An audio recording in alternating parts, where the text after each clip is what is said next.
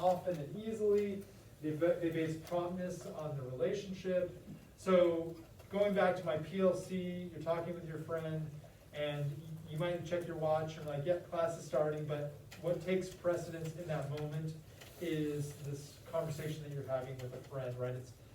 This is a meaningful conversation that you're having with them.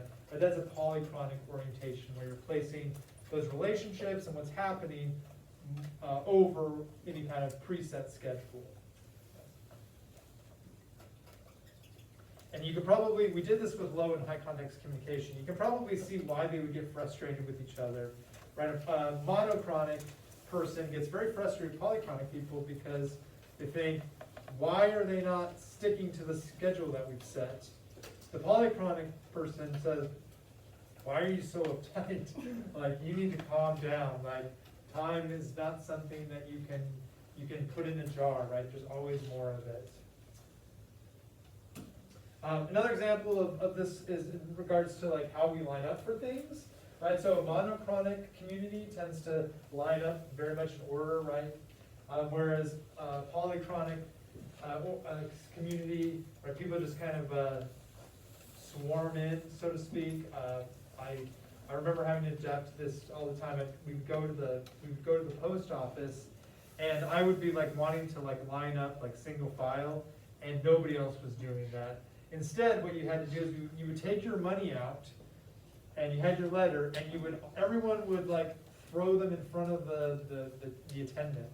So just imagine you're sitting there, and you've got like 10 people surrounding you, and everyone is putting their money in front of your face.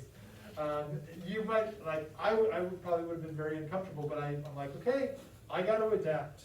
Like, this is I got to adjust to what's appropriate in this context. So I took out my money and started doing the same thing, and whoever's money the attendant grabs, that's the person that gets helped.